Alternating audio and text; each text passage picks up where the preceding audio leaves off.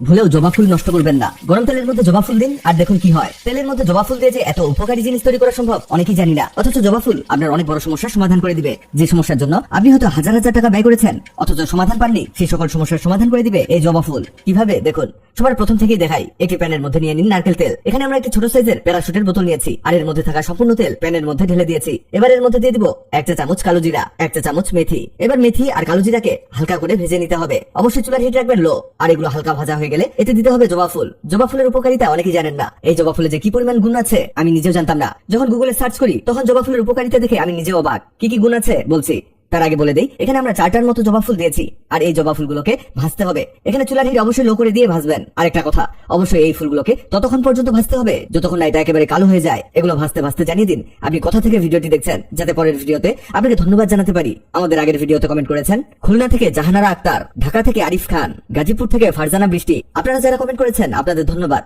এই দেখুন এটা ভাজা হয়ে গেছে। এবার ছোট এক টুকরো অ্যালোভেরা নিয়েছি, এর থেকে রস বের করতে হবে। দেখুন এভাবে চেপে চেপে বের করে নিতে পারেন অথবা ছুরির সাহায্যেও বের করে নিতে পারেন। এই অ্যালোভেরা জেলটিকে এই তেলের মধ্যে দিয়ে দিব।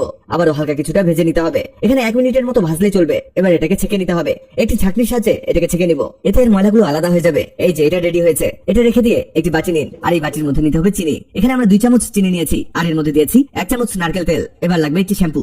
আপনি এখানে যে কোনো ব্র্যান্ডের শ্যাম্পু ব্যবহার করতে পারেন। এই শ্যাম্পুর মিনি প্যাক পুরোটাই এর মধ্যে চেপে দিতে হবে। খুবই সহজ কিছু কাজ করতে পারলে এর ফলাফল হবে অনেক উপকারী। এই যে শ্যাম্পু দেওয়া হলে এটাকে করতে হবে মিক্স। এখানে খুবই ভালো করে মিশিয়ে নিতে হবে যাতে চিনি গলে যায় আর এটা আঠালো হয়ে যায়। দেখতেই পাচ্ছেন কত আঠালো হওয়া শুরু করেছে। আপনিও ঠিক এমনটাই বানিয়ে নেবেন। এবার বলি, প্রথমে সেই তেলটা আমরা কি করব। এটা আমরা আমাদের চুলে ব্যবহার করব। এটা মাথার স্ক্যাল্পে দিয়ে আস্তে আস্তে মাসাজ করতে হবে। এটা দেওয়াতে মাথার রক্ত সঞ্চালন বেড়ে যাবে। এতে হবে কি, চুল আরো বেশি ঘন হবে, সেই সাথে নতুন চুল গজানোর সক্ষমতা বেড়ে যাবে। চুলের জন্য গুরুত্বপূর্ণ উপাদান ক্যারোটিন প্রোটিন। যার চুলে যত বেশি ক্যারোটিন থাকে সেই চুল তত বেশি মজবুত ও ঝলমলে হয়। আর জবা ফুলে প্রাকৃতিকভাবে অ্যামাইনো অ্যাসিড থাকে যা চুলে ক্যারোটিন প্রোটিন উৎপাদন বাড়াতে সাহায্য করে। এবার বলি, চিনি, শ্যাম্পু আর নারকেল তেল দিয়ে কি বানালাম। এটাও মাথার স্ক্যাল্পে ব্যবহার করতে হবে। আস্তে আস্তে মাসাজ করতে হবে। এতে চুল হবে আগের চেয়ে অনেক বেশি স্বাস্থ্যোজ্জ্বল। এটা ব্যবহার করতে হবে সপ্তাহে 1 দিন।